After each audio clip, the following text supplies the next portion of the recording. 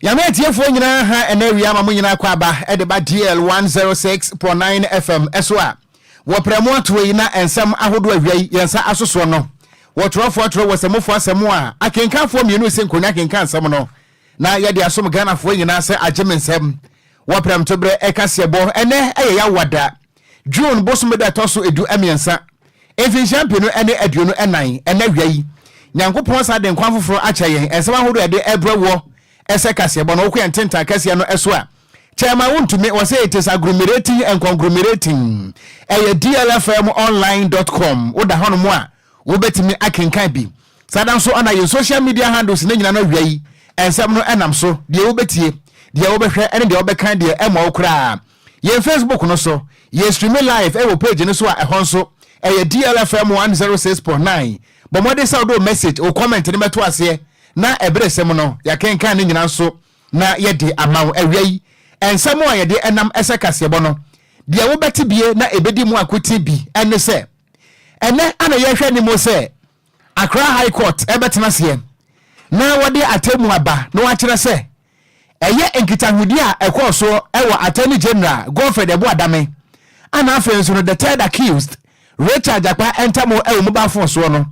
say ye beji atumu say evidence anase any evidence no ene ana court electre ye bebo de awuramo ewo fifi mate honom ena mame bia yesusuo say wanya mfinhye ne be de say aduasia de kro eya winiba eya trauma and specialist hospital for no aba modin akwaja no de nakoto eye gomodwobi empotem honom aya ro sempa kase be mu kiremu baba beso mo ye be kwa Buno East ene ne mpotem a nkranza ana ye betwi break ewo na Enquires Senior High Technical School ama afenso no Enquires Technical Institute school imienu amanebo kirem se wo modi aboni amanse kan ne ma ede ahimu a anya asem ketwa ye de hu videos ebe kire wo Facebook no so a emu nsem kasebo yi wo bete ye be body agura mo e wodom kwa amra se bodom aka se kire mu ane endro makoma se ye containers makoma ohaduenu 120 containers a akokata maport a endro wom se baba bo na Ghana ayarofo ho atwuma yete no mu kire mu a omo baba no no hwere makoma aduenu 9 so kwankwo yi ndro na obete ne ba bi pa na wahempon a watia banya so ewo nananom nkran atrankonya no eso mekire gamanche eye ken taki teku churu a wotoso mienu wode to da kirem se wobeboa Ghana titrew ene enkrapompure mantem se na be ya efi asebetuo hwetwerefo penin edema ndi semanyokuo no eye fifi kwati wakase kirem a ewom se mpipi amanyokuo ni mode bonso ani de nanso wono mo matri muda ema wo mafa efiri se Nyankopon ya adoma 2024 abato ne de se de tie bia no NDC ebeja konwe na tena so na adwade atwa mu no ana workers a wonom ewo National Identification Authority de betu datire mu se wonom asetena mu enkoyie enunti wo mo ete atua na ene no pai se muti enkase ebo no a wo mo de betu datire mu se strike no wonom ede abawieye na panimpa won na ye executive secretary ade ema National Identification Authority Professor Kanatefa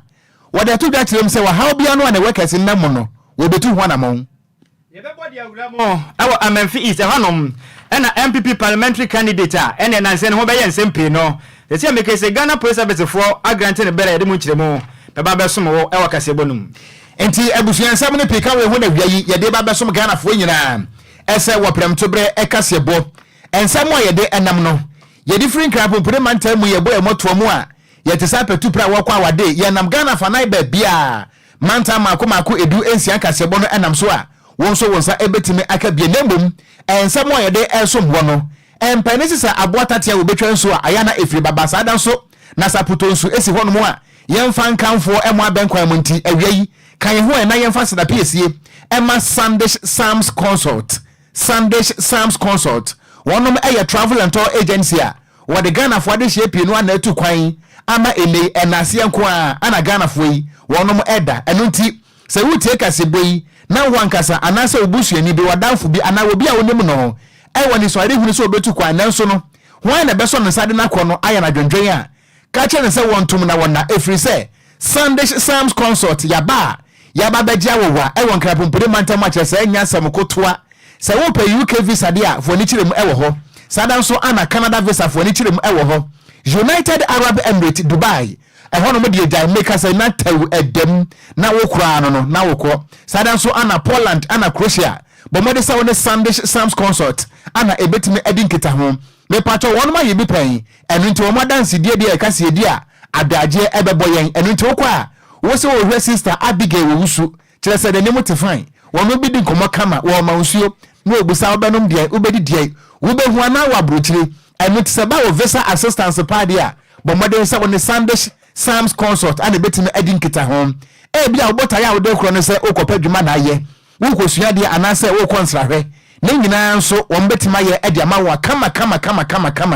wonom e wo Ofanko barrier asofa a wo ben Wise Park Hotel bobode so be fe wonom 0244291546 0244291546 email no e Samuel Owusu 626@gmail.com. One slogan was connecting dreams with opportunities. Sunday Sam's concert. One na bua dontia ene wiei ye de ensam no ebre was a ageminsam.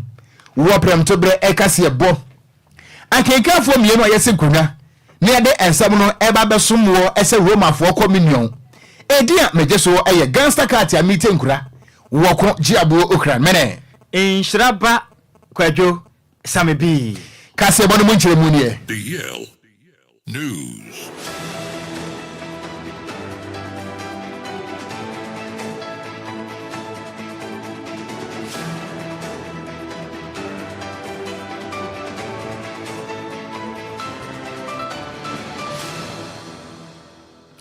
Yema Ghana fo akwaba na fe yenhye kase bono ase.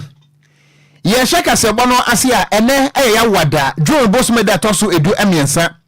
Na ene ana Accra High Court ehye Ghana fo nyina ebose asam kase a ebeda court nanim a efa wapani a wono ana oye aban lawyer pani Godfrey Debu Adame Attorney General ana afenso no wapani a wotoso miensa ya bo no kwa edu se ambulance hu dwadie bia anko yenti yedo makwa gyina mu ewo court ewo honorable Dr. Kesela to forcing ensensam no ho Richard Akpa no ene ana court ebebua se eyefo so nkomo na womudi ye no a audio na pia montre so no ye beje atom se eyadanse evidence anase se bio eyewurodo adasem enentibeno ka se Ghana fo ya time tuku pa se keji ni a wo twan wade aduane ese court betena se ene a wo beso de be se nunum ho no edi nsunsunso ana betima ba betodwa e wo saasem ho firi se asem we eda Ghana fo nyina ano a ye bo ne se enkatebowie obi epemunsem atimi atie na de nam so a sansense mo nyane kopie mu okoto no ene se eda edinka omotena se no ana lawyer a wogire mu edema honorable Dr. Kesela to forcing ne din ede lawyer doctor Aziz Bamba wodi tu da na wogire se my lord me pesenka audio no a ekoso no ye de evidence na ebra waka sa wokoto no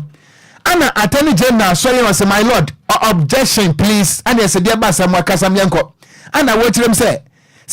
doctor lawyer Aziz Bamba a wono lawyer ni ede ema Dr. Kesela to forcing eso de ka se yemfa sa phone conversation no any audio no yemfa enya evidence ya na chese we hunu na so we munti enam so ema court no ka se okay fine se sa na mom ye no maka ndia no me yentwan na enwemu akwa akiri pa no eda yensan enfamra na eno achi no ana honorable Dr. Kesela to forcing or file mistrial application say anka asem ye no said yanka wono wope e wakwa bi so nka judge no so nya ne sam na no ana judge ne tia so ka se da bi sam mistrial application no ye bebo atwagu na wobotugu ye no ana omusa attender in said da bi said ye be ya asem ye ni die betima ye defense Ghana fo nyina ni die akire nti no yes phone call conversation no yemfa eno ensan enya evidence biem na no ana defense lawyer no so kirem said da bi we no enya de so mbetimi ade agina so na womo edi aye evidence free se sankita hudie no a na womo edi e wo fon so na apie montre so no eno no ensesa hwe na so no eye Dr. Kesela to force ne lawyer echirim se Enquiries saying eba ne saying ana Attorney General de obi a wabo no kwadu ada ko gina mo court no wutimi efra no e wo kokoam sa woni no edi enkomo na nyanyam bia no da na moye free night call sa da no nkwa de mokoko ye bia nti eno so ka obi ama eye financial loss to the state here eye kwadu adiabo honorable Dr. Kesela to force no sanka sa conversation na hu hia anka Attorney General ko nsori ana defa emboro MTN for credit emfemfre eye the third accused or penny Richard Dapa eno nti emusem ebetwene ho na conversation na course so e wo phone so no eye sima makomako edu ensia 16 minutes recording a wonom echirem se enkita hode hodo a efa Ghana ban ana afenso eye letter of credit ehono ana chesanam so asansensem we nyano etimi ebaye na enso ne nyina mu no eye ade se honorable eye Dr. Kesa Atofo Sini lawyer eye lawyer Dr. Aziz Bamba echirem se wo hwe ekwan a Atofo Sini wafa so anase kwan a eye attorney general efa so na wane Richard Dapa ekodi sa esumase nkomo no a bibia kire pefe se empokra so rekwadu a yede ebo eye minority leader no a na chese kwa beso no de oboni kan se procedural eye irregularities etimi akoso a emfa mra kwanso nti no ehono kura nso no ensembisa ewe ho na asem de ba ye no etwentwere judge bo etwentwere lawyer fo bo ana wono muso ayebo mu kod no so etwentwere wo bo na no ana na wotwetwe mo no eye court nde betu dwa kire mi se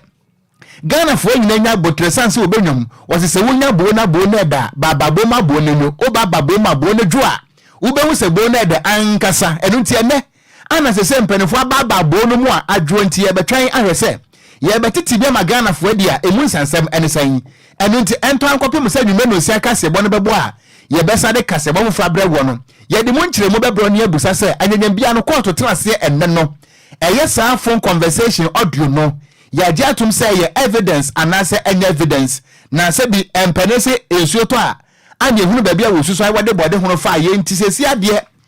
yange kan hyem ese tete wono mo amrado Kwadwo Oko yange kan hyem ne ntwan asemo enti se ebeye evidence say nye evidence no ye ntimi jump into any prejudicial conclusion ida be kra onti ase ye ntimi kra je de nse wona twane yem that's right enti ye de yensam trofo sanete de ye betimi aka na se ansam na womudi na court no ye asensam trofo de sesi ano ya file no proxy kwai ene say ye ni interest bia wo mu sesi a be say de ye tie kire ne ye hwebie no that's right I say kotoko ne ha se nya match na supporters ne ye kwa ye de to ne ye hwebie agro no ebekwa akosie that's right je de ye hwebi enti asam court wa na se bia de asam ne court no so woni interest wo mu bie mu a emre mu ye kan se no proxy kwai kire se mini interest wo mu ono ana de koy na nso no ojemu enti ye hwe oni mu gidie nti se audio no ye ebeye evidence anase any evidence ne de Kwadwo Enquiries yentu akase bo no so ane ye momfa nwura mu wo fifi matanum na wura hosam efiri matam eba echire mu a maami bia oyare na maami ne mfie no akọ nanim pa emfie duosia ne moroye na POP ehye ne nan na afia wura hosam wo mini se maami we no omukọ akọja no e de na akọto nwura mu e wo gomwadwo bia eno wo fifi matanum a akwa wura hosam pa na kra ne chire mu a eye hospital ewo wini ba mechira ya trauma and hospital hospitalized hospital wo wini ba no wo fifi mantan ene tu sa na mo wo ya akoya ensempia ya de won semu ede som diare kase bo enawiai na nkani echire ma Ghana Police Service for bo moden ede nkata abonten echire ma mi we no ade a mu susu se okonya nkwanhia na nkwanhia na onya anu mu na ekoba se de aye no se de ntebia na kodire no ajam de kokopie mu ewo wini ba trauma hospital ewo wini ba ene wo fifi mantan se ba betimi abona ma me no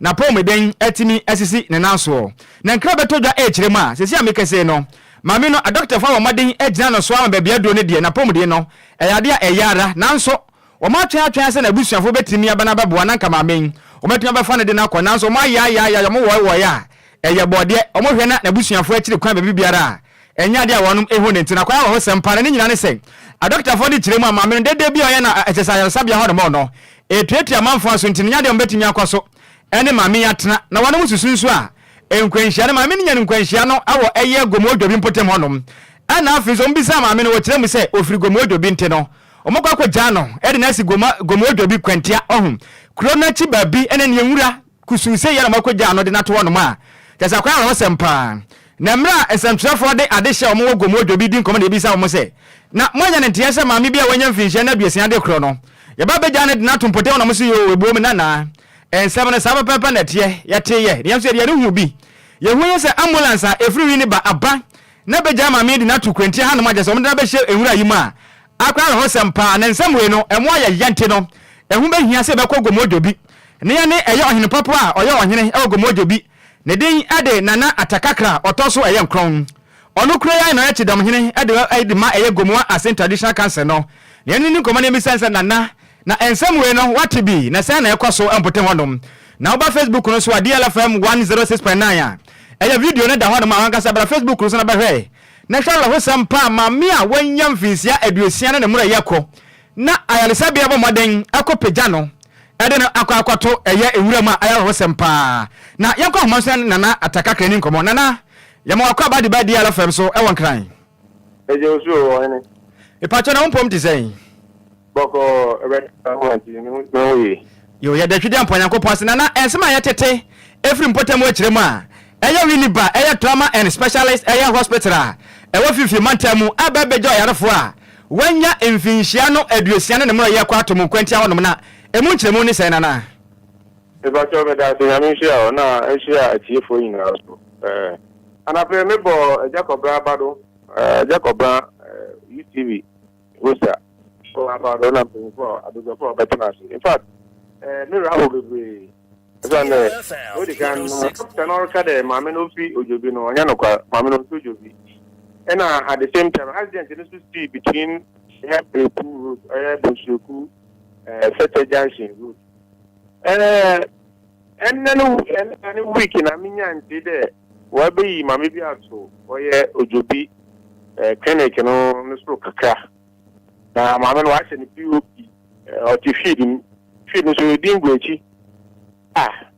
the time we mama na me say no chairman if you be kan wona mo police station am lodge complain there the match me na isi wa anti police function government wo ko na police function there as a decision when you as a JC nti wo ya we there you be da mo ho I'm so okay na fi watch there mama no kwa no dadeja am no there me to be shit bi na wada ko ata no do na me chame ko kare o be shit ni bi go no ko yiku bai na wada point if share video na wo na wada be shit ko ata mama no do na I am na kakade obi a wonya na sebe we film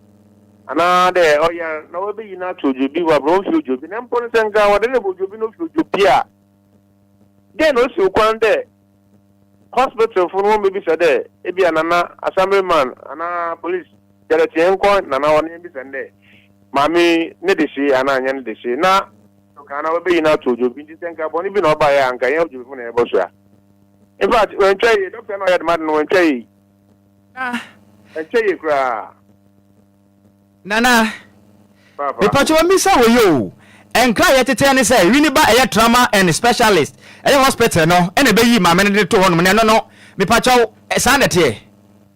mipacho many emfata ho ntimi ntimi ndia dance there dam no ti ana anya dam no ti but yetie news yetie kasa wokafa afraid do a chede winiba hospital na wo be yi ne to wo na oye Centronia oye free doctor no chere one doctor no ma pende one fa number ama wo be yi ne to ojobi wa ba ma me to mfi ojobi so wo hwema wa ya no e kire sense ma watete ne se hospital na be yi ne to honom be ba jane okay bia bi saw sesi ama me no ote ase anase wa free mu e pa jo we film ejuda no na me wa kra na me chairman san frame there mama na obe yin tu ona yede tam ko kata no do no nyame a friend am so oh am not there once I go back to police station no report my police from there mo honi na want to na mon in fact police from was onika nti am not there me a here no pesika na medema what the corner ko mama ndino ko hospital na the same hospital na wo pa mama ni fi am the same hospital na what na was a mortuary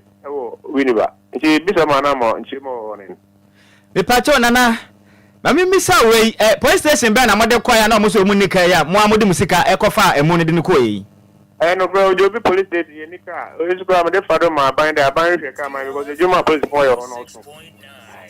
ojobi police station district police station go mo ojobi na what dey here na wa na here self the fact enye unua pa enyo unma me ne ba pe ni unua obi atumi unua enti se obi no aka na se odadeja de enti na ye na na ma yo jobi so yeso ye mboa na wo peja ne mfimfi o de be ya sunje be pa na Ghana man so afa ne tempe bra Nana mami saw ebe pi sampempenso amene wo kese no. Mate maame na wafiri mo no na busuafo nka. Se bia ba wa baby sa so. Wo de manya ntie se omode hye bia bepiem potem honom. Eba jo dabi. Maame ne hu nipa bia mampotem ho. Eba jo dabi. Okay, nana ye beda wase na ye be kwaso de ani adem nsem na chi de be firi ma eba bia so be ba won nkyɛn ne ba baji mu enkyere mu. Eba ye me da pa because Ghana ye pese pepere ye ekoso Ghana because minimum na does too much. Nti me say there Ghana ba na zo fa na nji fom. Na baby anokwa da no fa no kwa to baby anokwa me da ma say. Yes ya da se pa eni a woti ye eye gomodwo be hene ne din ade nana atakakra otoso enkron wono kro na so ena yechidom hene ade magomo asen traditional cancer no ne ena wote se na one yen edi enkomo ewo kasebo no eso no ko na de afiri ho ba no enti na kire se allegedly yes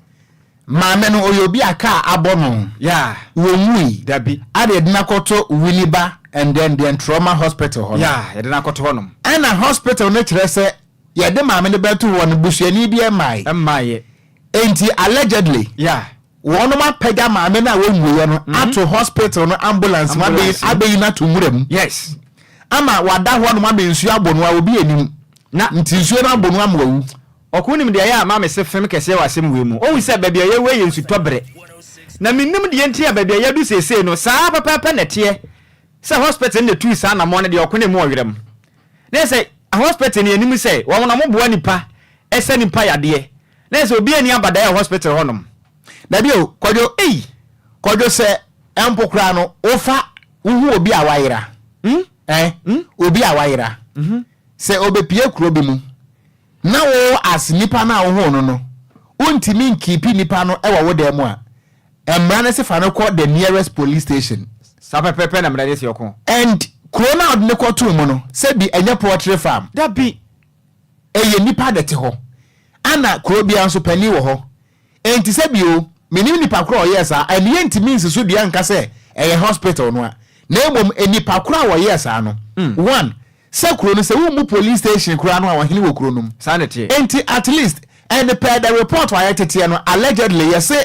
eye ambulance eye Nhyiraba hospital no ambulance and de koto ana allegedly ebeyi ne tu muram ho no na wo muye yeah and if that is the case master report in here corrector any other ni yanyini nhye nipa nsa so nipa so mesini ne yan hwe na busuafo kira kwan okonanka omode ni kodu kuro mo okra akobisa wo hene no kura kira kwan a ena nka maame ni pa ka kira mo se de ensem ne babo onte ne sabepepe ne tie de a ade na mo nkobisa mpanimfo wo kuro mo nka kira mo se ne atete ne yenya ne tie se maame no ofiri kuro na wontie de mpanimfo mpo beka na akoyi na tumuram na mode na se aye hwiche mudi na kosi wuram baabi papa na onhene no kura kira mo se na je se odadeja wo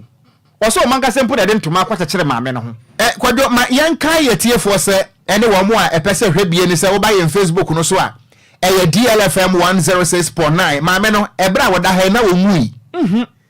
me pacho we video no sesi na wo hwe no a we ne ye bra maame na wo muye na o makoyi no atu enwuram hono mo a esanse eye accident ni ntino ontumi nante enti POP hihye na nyina mo hunu enti we no video we ne ye bra omode ntuma ko kire ne ho no omode ntuma enti lady na o share ready na ntuma ko kire no we kuro won panifo mu ko hu ye ne bi enti ho wo makoja na to enwura bi mu kra se wanya kefo wo hu se nipa da ho hwe bia wo hye no kwan chen ba bi no ba bi wo hye no mode na nwura num enti wo hu se nipa kra hye ho no Kristo nti okosa ye decide tena krom ha se ya enti abebo aye sisi amami wa free mo isi enti esubranta mo a eto nene nansa eto enura kurade nyankopon ni nyina abomami so ma wawu na ama na wu nese wei eye nipa na abo aku na ato ahwene o enipa ana abo na aku na ato ahwene de yetete ne sa na tie pa se eye Nhyiraba eye trauma and specialist hospital no se sa na tie pa na wono na mutu sa na ma we pa da nyammianim no kuredi okuna ntwaye and you see womo nyina so a allegedly the report no and say maame no atiatiam wo ma wono mo nna oye dede wo na sebio obi aka afa ne na mienu so ma ne nan mienu apechepeche obeda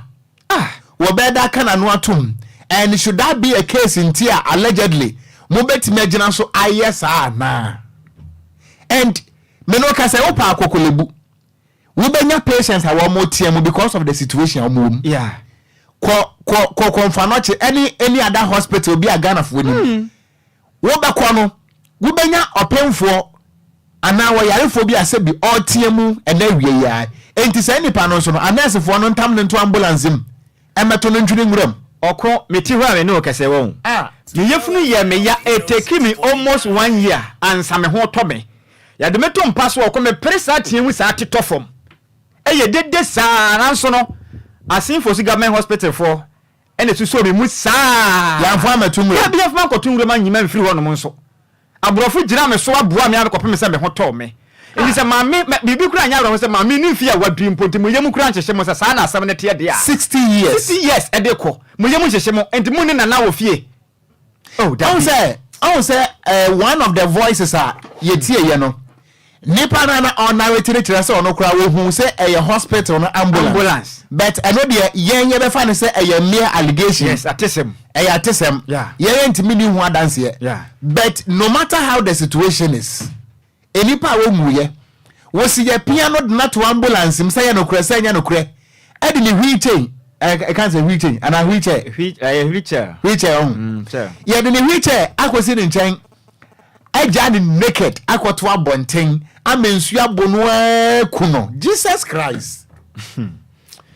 Ghana na bia yedro no say ya nhweni ya ntutu ne ma bi pa as I say asem we no okompani fo bo moden etu abedoko ye mu hwehwemu ye pa na se kobese sa na te a enimpa o mutu sa na mo no te se mara ni wo mudi because okuni me say na say complain na ekoso o my Ghana mu no especially nurses na doctor fo bi nim su ban mo de na de okrom akwa mo fa so etwiti ayalefo bi nim okrom ase dodo na ye nsem bi a ye kakakaka ye nya ho pomasi bre na kobase sa nsem we su be koso na se sa na nsem na te de a na ya je nsemu because enim so obi kwa yare sa bi okwa kopere ne nkwa na so bi be yare anya nkwa hia kwada yare sa bi na se ye yi no afiri eye alefo mpa so de na kosi kwa mo nsu abu na kune de a na yare sa bi na so mfa so woni sen da bi o na nipa no hoto na nka edema koto hospital e ho na sam ne wo no e so mfa so woni sen nipa na wonto no enti at what point mabeka say bi a all this tebe na ne hoto na nka all this tebe we kire se sensem ne ye no kra de na ebinum ye adwuma no wo mra e kom na de wo momom enye se o mai o madwen se o de wo besi wa ayese adwuma na so o mai no ya miento akase ebo no so na we de ya nyanko ya nim na atete pa ebusia miento akase ebo no so ba ye Facebook no so a video no the person hwene nyina no betimi ahwe bi eda so e wo DLFM 106.9 e wo Facebook yento akase ebo no so nku ya nimu ana ye kobuno east mantam no emu nkranza south ana ye doing na ebusia ewudi sembi asa akoso ho na no so mu nkire munie mo amonim nkranza yie pa no ye wo nkranza technical institute NTI e wo ho ana ye wo nkranza senior high technical school enso e wo ho na enu a obi anka bi anhyem de esi ye ene se sukuu yi mmienu enkwada no atwese kan enkuma ubehu video ni bi se enkwada no bi kita pickers menim so omukobofu omukotu eyi adamna dia obi entime nkyere me pa choba ye Facebook no so ahwe kofi ko achibiem ubehu sa boy na wone student engineer hono seka no a gawo for the trade anam no ebi nekita no no me pa choba ye Facebook no so ahwe no ye pese won kasa ahwe bie we dey friend say videos and pictures of Ilogan enti wahu Kwadwo onsa boy na wo share uniform no I said they were drawing him to be Bikitano. When I'm concerned for Cranton, Cradias, the American and Trini, my uncle 40 years old, money bintino, and you will Mudikitana or Quahi. And what Baku? Eh, what dear Kwadwo, Kofi Sama video new rolly, Ube said, boy, Bakusukita Picas. Ah, Waba. What if you ding, what if you ding? She video the Eba. Boy, Nikita Picas. Oh, what Kofi Mama, Kofi my any. And then Picas Nikita boy. Any crown no pickers ne kita no what be bekum ni akode na de nam so a school si mi no crash ye no enie wonu mu kirem se abemu abakwa wono wo eye Nkranza Technical Institute enu anadwo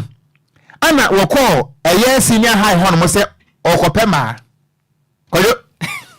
wo okopema wo eye Nkranza Senior High Technical ho na no ana eye Nkranza Senior High Technical boys no tie say eye Nkranza Technical Institute boys ni bi aba be peye ma ne bintina che se wonu mu oda wonu mu nya dance ne pete What must ye? Metiepa. Ana womo eteke revenge say adena free school aba pay yen ma. Ana ji say few ana we twe sekan enam so ma no ka say nipa makoma ko nwotwe nkwada nwotwe ana womo prepra na ebusuan video na wo hwe no ho wo be ho a police fo ka a police fo ka ye de bo ayam se milo konko wo be hu headmaster ka ya yam ne goso e ba be hu say yesitie na nyina no ene se eye senior high technical no kirem se wo memrante no ntena se ema eye Nkuranza Technical Institute fo no ema mepe wo no ma enti adenti na wo be pay your guest we ka na ya papa hwe sa ho we ka no wale on ka no Me hu pa. we eye Mazda ya papa no wo be hu police fo so de and yesi we ye senior house master ne so ka enti cars mienu police fo de ne ka ho a miensa ya yam ni nyina adaya ye koma ho School fo nkola na tunum anamon we no. Oh yes, we classroom. We classroom o mo lutu ho nyina. Asa nioma kesanya sam kitwa. Aha no na o mo chesa nkwada ne bi hye ho no mo a sa be na sa o ma hide. Ana wo se Technical Institute fo ne yempanimfo. Wo so mo do mo nyinyire senior high fo. Aha nti so timfo timi wo a wo ka wa free wa beti. Ana wo mo koto hye wo mo so a wo mo prepare nkwada ne makoma ko nwotwe. Asa kasa chesanya sam kitwa. Na enumo no ana udru Nkuranza South a wopani a wono ana ebangu mahua woda no ewo ho eya Isaac Amankwa wode ato da kirem sese aposifo ewo ho no mo a wo mo bom pempa we se asomdwe betimi aba na enwe mu nso atima ko nka ne no wo hu ade croport enam so a schools wi mienu eka bom mu asese enkwada na prepare tese enya asam getwa na regional minister atimi aboa ama sese no wono mo aform eye committee no aposifo wom ana atese school ne mpanimfo nso mu a wono mo eye hwehwemu mom yentie wobra na eye education director wakasa no emu nsem kakra wode etu edwa ema asem nti ema asem Siada ana jona sa ntoka sa on stativo school ejuada no penifo yitu hu ana mondie wo se yitu ema akopo adam se sia me na okasa edi asonjue aba school ni nyina ni akoyo school a tabi football kra no mo ba ti edane ntoka american wo mu tu a etimi dane ntoka akoyo se wo ni die computer se weka se bi asabi o soroche ni nu ya de kakra dia na akofa ba ni enne ana na otwi ni first time that's we know AC engineer qualified by the obibeka say remote course no the asam dada but the woman between ka and say regional minister no nyina share committee o be to mo boase no man do suko no man share ipoti ya ekofa sa ntawanta we bai the committee no regional minister ema o mo say ifia da mo nyi o bejuma nti be benada no ye be say share committee fo na ye na show monsa na ne kofare by nan kasa no mo mu investigation na we said you be kan no be carry more which say dia we need my junu be kasa the core campus no say ni say na the kifa ho na eno achi ana wopani Isaac Amankwa de tudwa na okire mu se de asie ni nti se bi mpane si yapam aboa pataku ansa na yetu abrechirefo enti de wo mo aye ne se si ano a wono mo atimi apata sa ntokwa no aposifo eguso anopa awia nya nwumre wonum eye patrol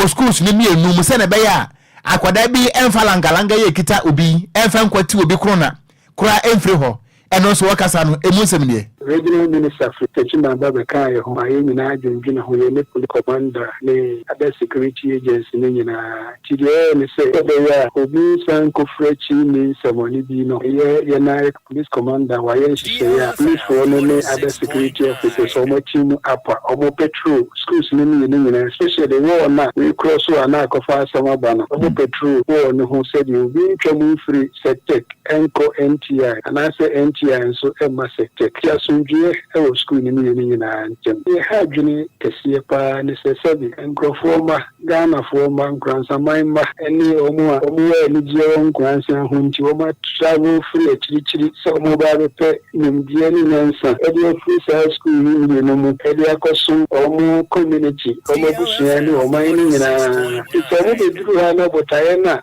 eni nti omu crafty fie se omu ba jente ti papa free sector eni NTI ne sa kodan aduane ade foforɔ bi a sabi na ama botae na ɔmo bae no na ayembɛmu ama yɛ ne titiri paa ne sɛ NTR koraa no ɔma start external exams enti abusua ani ayeti yei no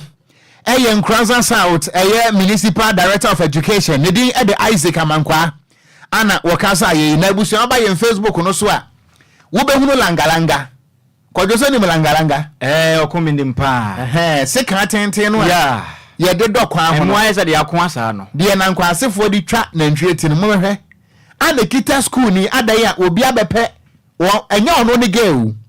oba wo school ho oba bepe obi abepe oba wo school mu ho oyo mo student yo mo mpene okon ho se de be yakeka kono ho se asaya hwe o manga na humasua so so wamfane ne yansi fom ama na ni ama na ho so a ebedu baabi na begye ne nsem afiri se okomra ye menu mienu nyina ye ko SHS bi okrum ha sei no sabe sansem hunu we yanti bida na sese ma hunu se asotwe na o ma yidi afiri school fo nkola no so no e ka hu bi na ma nkola ne bi sabe ono mu di sabe sansem hunu no e ba ne se na akola wo ko school akwaje ntete akwa molas e wo school na empresa na beba wutirim se wontwe nkrante se obi aba school mbepa oba ho de yente ase a school fo mienu akrashe a twetwe nkrante access school he wa wo se de mo access school dan nyina ye bububu dos de nyina na wodim abusua mo hwe video na Kwadwo em se ahwefo na ni ma so me be kire wo mu wodi a video ne ba no an hwe the latter part of the video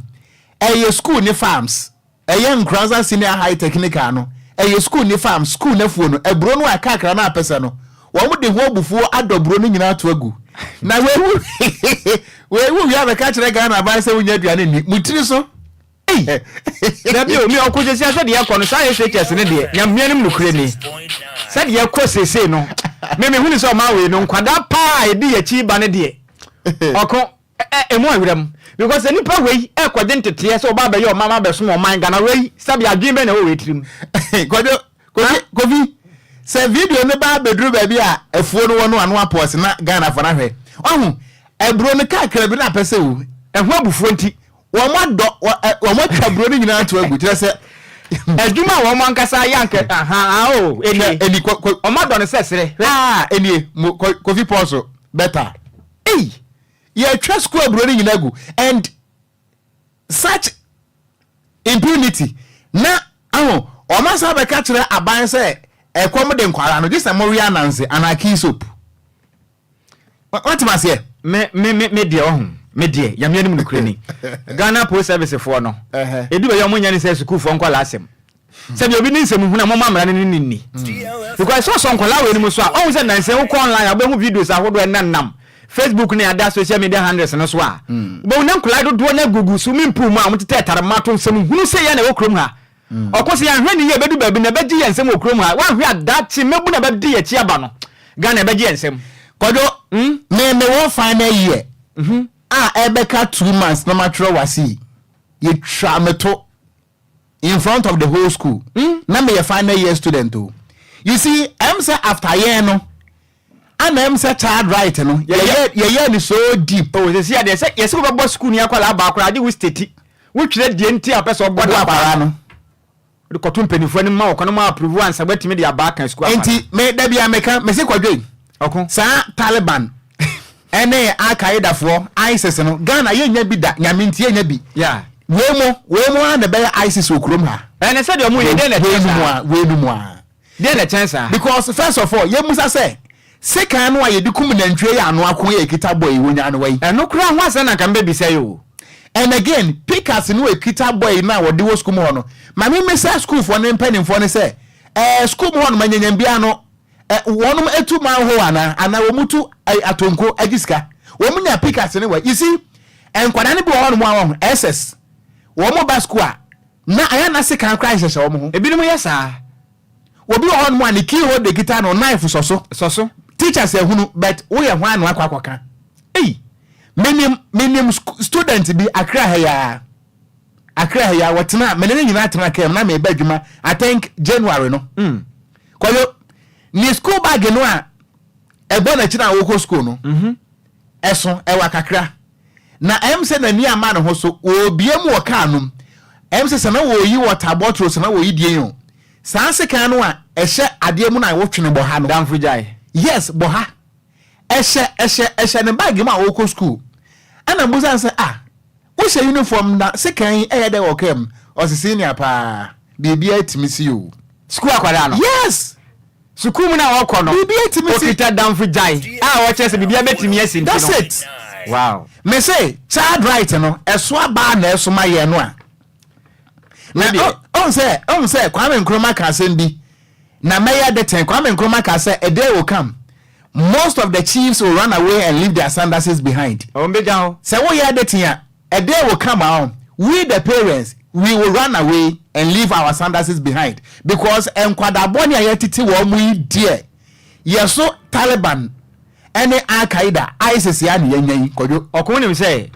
aha ye nyama yosem ofia ha asem ne ba ye kan se de tie pempen onim say edutum ona ye odaye humesua no se papa we no wakwatena mono ne ache matete se owo school kra wa school a managing o school me say said America for su banti ni bi no person de be wura Ghana for nkola ni mu ne de moaye because ehonu mo no nkwada no behavior no ko ye different from nyenkola yi na say ho akwada kra timisi ne ma mesa de ntina watea me nti me hu ni say sanji shay na abrofo ni disu ehonu mo no Ghana ha de moaye o onya ne ye mro nkwala no school ho sanji shay na odi abra se teacher ni betwa akwada ma agi so state o twere de nti o person oba akwala ma no se wanya mfiri hono ma ebedu babi no Ghana tetie beba krom ha sei no ebe ye den Kwadwo akwara wati sei ndi obebu ni maame ne papa wei ye awofo agya ne kwanse won ko school mu nko sua ade emra fie na se wedi to school mu sei niam ne tetie a wonam wo school mu ndia na o ma na dache we hen o ma sua ni school a ye kwana so mfa so ne wan fa Ghana Kwadwo na me kira de won kran ha no me fa won the child right say the messia si bam wo no e wo class won and the headmaster yimadi okuni medafie school ba ko pe asibam mi senior house master the friend Mr. Wite okunim o mama ya dankoma so oden eto aso ma ko 300 non stop me nyina hu me kwada fie 1 week na me ntumi so de nante efiri wona mo no man na fie obi oda enam sa so oden nti no enti punishment eboa man kwala ne tuam hu free suban boni bi ho enti yesi na ye betena ya kwala ne se na kwala ne wo na right nti ne yenya ya de ye hunu we ya ne nketuam ebedu baabi no o meti je twetwa ya me ne wo krom ha because bibia ne ho a entimi si akwada wo kura suku a wakotwen krante ebi kwekura kuma ne ade ya be pay ma wo school we be pay against enti enti ase ade nyankopon Ghana am so man say ya ne ye no na ye be kwaso ahunu Kwadwo to aso okoma ye nto akase ebo no so e na we di age ye nsem ane sa na ye mmomfa hura mu wa minority dom kuma wo ma se bedwam na won ma akasa kire wo ma tete pa se ne endro bi a eye TB ahu ena afizu malaria insama wandro ena afizu ntidi yare malaria ndro bi a abakata maport eye container no makoma hadio no 120 containers abaka ha no ma wona mo twan sa ban ebetime akoyi ndre no de abai free say eye global fan for na dim ndo iba so manga no ma twa hunu say nyale no dodo na wa ha no musendi yendi ndro na nemwa na wona mo wasa nyale wani bi no eso entimi enti o manga na mo na wona mu kirema efitiri mra ndro ba wure mo manga na ha sei no abura afia o ma hwe ni ma sa ban ebetime akoyi ndro de afiri wona ma ne asahwe manga na pomu den so ene ACS fo no aba maden aya kwana bra Sammy ndro azia mi kase no endo na kakakra bi ne ndro na saya na se global fan fo huma ro hu manga na no na fa so bi amaso ne senti no emra na eche se eye dom kuma wa mase badwam e kasa na mu kire mu se sa na mo na e kwaso na ha mbo papa free se o manga na mu kire mu se munis kan betimi akofra ndro no na se global fan fo so ahu mabo na mo di ndro ndi abrama adenti ana muntumi koyie no ndro no fanfri wonom na mna kuma ne masebe ene amanga na semfefo kasa no aya kwabra minta kano ono ena kasa na otem say abande batu wono manimo masebe dom so muhia sika ye 2 million Ghana cedis a $2 million US sika no de akobua na ndura akakopata ma port wono matuma koyi ndo de free wono omo maden ama makwa koyi ndo yi sika na ba mu nsema na ndo na mu koyi no bapime sambre no maja ndo ni bi 120 containers de amonti ase ni cent no omo ma ba no eye 24 hours mechire no hore makoma aduonu nan se abana koyi ndro na mfamfiri wono ma wo mani ba bre prefri se de akire mu nyina ne kopem se abanu edi sika bia wo modweno ha monte ase free se o mama kwan se mun koyi sika yi eye $200 million US mun koyi mfamfiri wono ma musaka sika na we na se mun nyi ndro ne dia na modweno ho a monte ase ne sent no maka se kire mu a abana ma na eye nafua makoma daba ko 24 hours so koyi ndro ne dia se de tie bia no Wombe de oyekire e de tiabra no. Kwabra menti aka no okasa no emunchire mu ni. This government is irresponsible, but I didn't know this level of irresponsibility. This level of irresponsibility is unprecedented, to say the least. And it will shock you to know that even when Global Fund was shipping these commodities to Ghana, they added something for clearing. And per my calculation, they added not less than $2 million.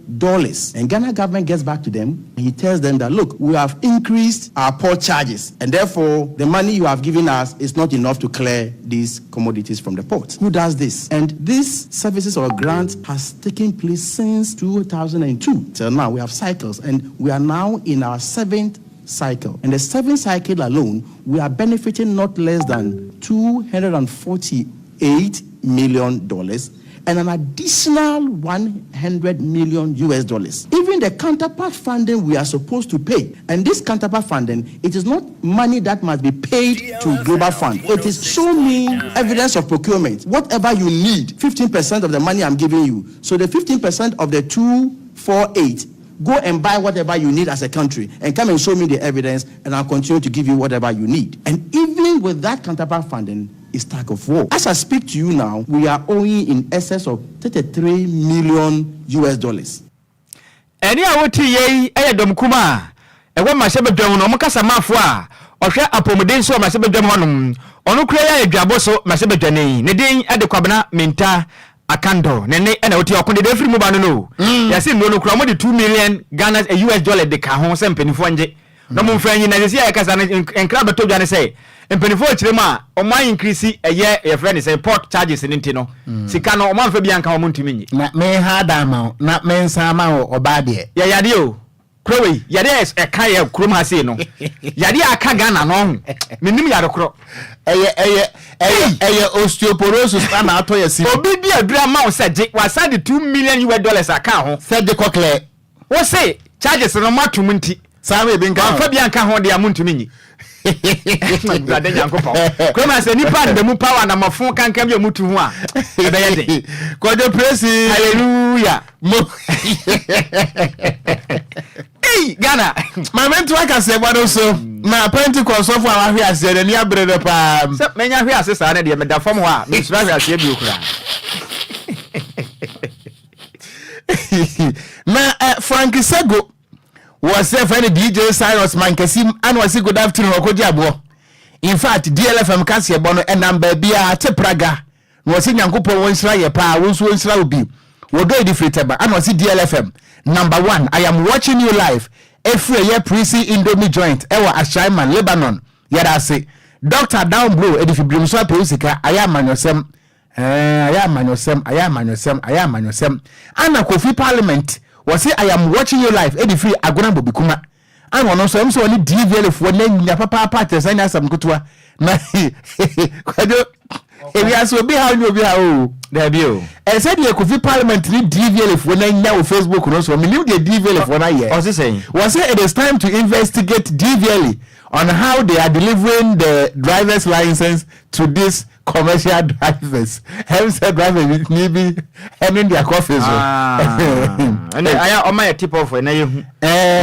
say you let me make a driver for someone if this is the headquarters. Yeah, and on my hood simple. On function home and soon. That's right. Anna Piaga also different Masafo. Was a Casebon a very fantastic pa and also what they abba and was a Ghana every day different story. Penny Anna DC Queen Abigail and what the emojis naban what tinisuo pa Anna Piaga BM was say God have mercy on us so na Ghana the NCMC Anna Augustine Amwa on say oh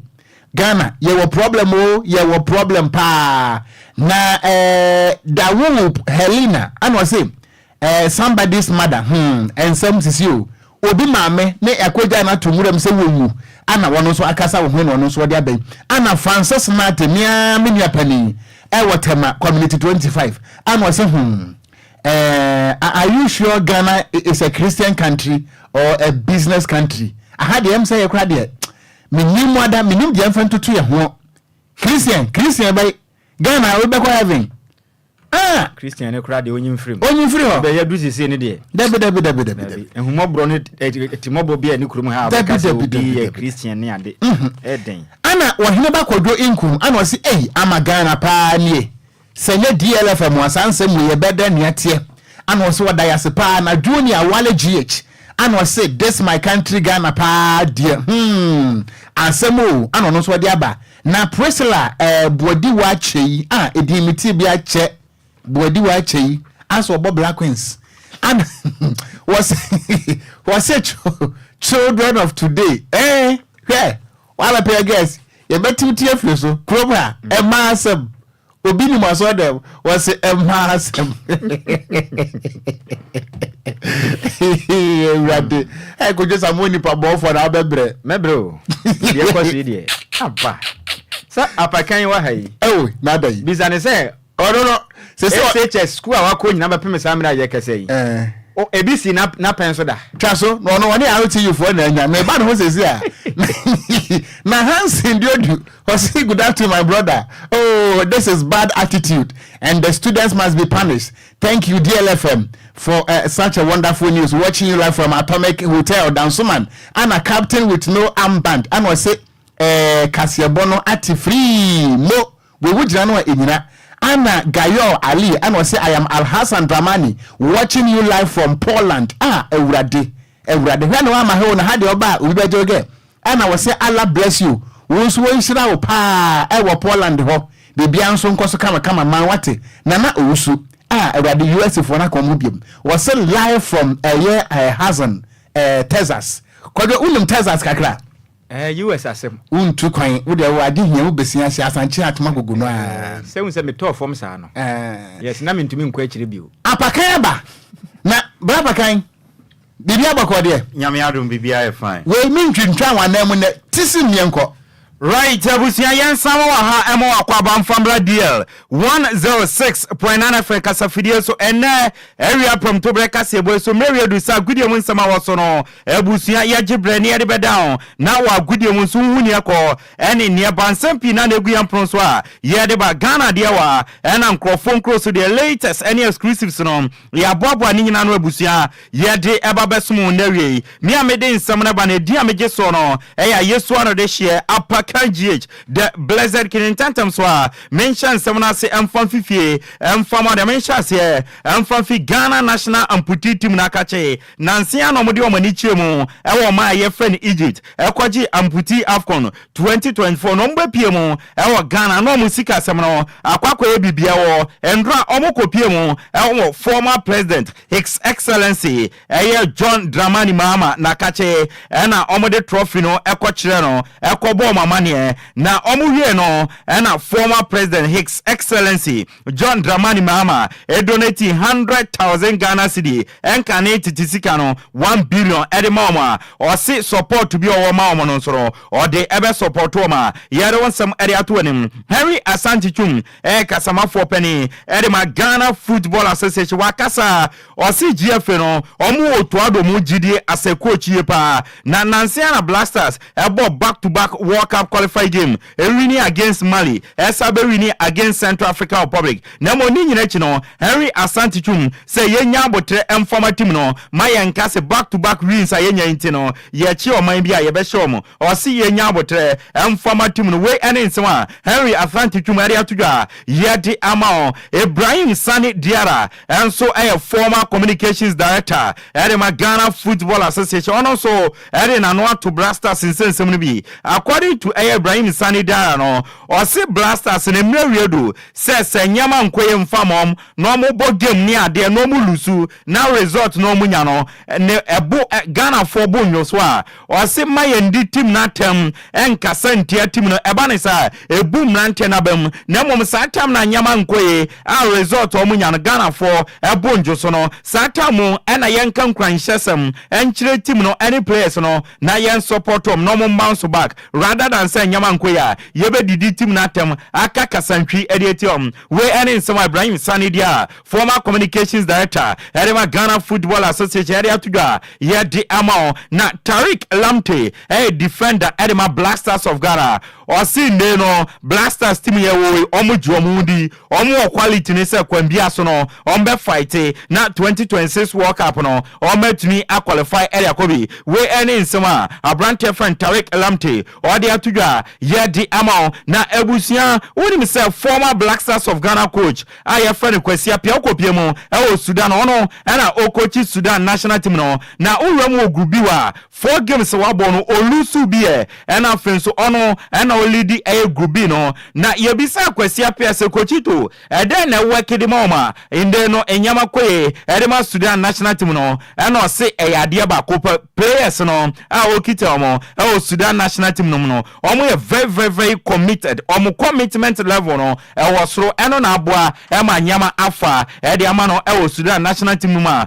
yare wonsam e de ama na ebusu andra enwumre yetnas no yare batu anim so ma sai o ma de ani biem e Ghana Premier League Ghana League no kwa e na won asem etumisim andra match day 28 outstanding game e koso o Theater of Dreams e odewu na game no kwa wie no na Dreams si achi RTU abo meka pol enwotwe e ma RTU atimu ba kon na abrantia ye friend Lord Hilary Adabo according to a game na eba so no RTU for no so no e no show mu go ne di ma na abrantia na ba bonte abeka se bo game no wa mobio na ono watemale one travel to a team ye friend a dewu omufie obi enti sa go na according to mpene for no share no o se enyo no share sa go no na enano pay na GFA disciplinary committee no omode nkrata ba bonte so ma charge team ye friend RTU according to GFA disciplinary committee no almost say RTU a breach a article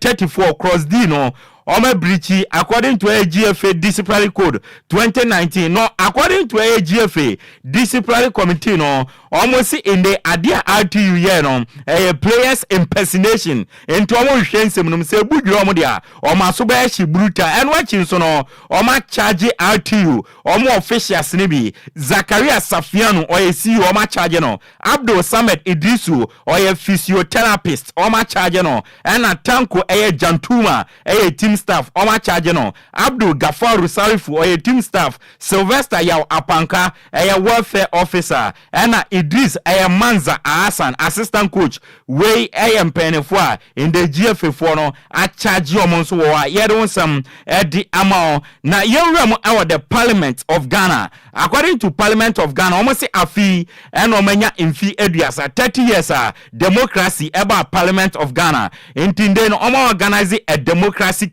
2024 Kumasi Asante Kotoko ene Accra Heart of Folk ene de boni ebeko so 5th July 2024 ewo Accra Sports Stadium na wa oberi ni no obekwa akopiem ewo USA na woni Major League side friend DC United akwakobo ewo Washington wo USA eye DC ayedon sam de amaya monitor ewo nkrofon cross ewo amano ne de enchase ewo Italy bobo kwa friend Juventus akache na Juventus a confirm so officially no omo appoint former Italy midfielder Nancy no ye adwuma Edma Bologna as a head coach your friend Thiago Motta appointing on 3-year contract until June 2027 said Thiago Motta ambe no officially no ombe new manager and former Bobokwa your friend Juventus ye won some Ediamana Thiago Motta so akasa or sine niaje se wenya kwenya ebebe coach tima your friend Juventus or say or very proud wa kwenya ya wenya eho na yewramo ewo tima your friend AC Monza kache omusi omakan ewo Italian no more appointed former AC Milan defender your friend Alexandro Nesta so no sombre no be new manager famoma yedon some edi amount na yempiem ewo Croatia uram ewo Croatia omo team bi wo your friend had Duke Air Split me no ka say former AC Milan or midfielder your friend Gennaro Ivan Gattuso no omo appointing as a new manager on a 2 years contract until June 2027 yedon some edi amount na Nansia and Real Madrid for a confirm here say omo assign a France omo attacker your friend Kylian Mbappe on a 5 years contract until June 2029 oba besi na kan ede ama na official data Real Madrid ebe onveli abrantia ye friend Kylian Mbappe no ababonte according to Real Madrid no almost July 16th 2024 ewa Santiago Bernabeu stadium and ombe onveli abrantia ye friend Kylian Mbappe lotina ye de won some ede ato anim Lionel Andre Messi Cochitini esi na kan ede ma Inter Miami ewo USA Major League Soccer no na wakasa o se ne contract on Inter Miami no eba wie no nto aso biema ne last club obebo e woni wiase no Inter Miami apart from Inter Miami no o mo club biem enti mu amo ka se nko beko ni krom na ne former team friend New York Old Boys no wakosia kan dia mom according to Leo Messi no o se ne contract no ni Inter Miami e wo no eba wie a ombo team bia biem ayede wonsam e dia ma na report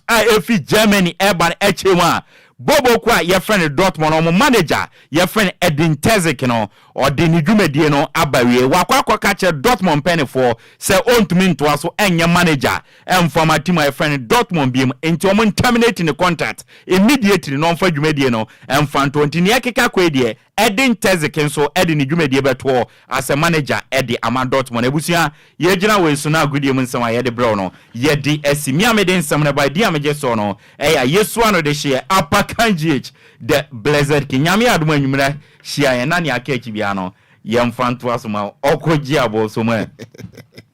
enyumre share RTU ai say the mama ma pay RTU for asem sa almost the share go no kra no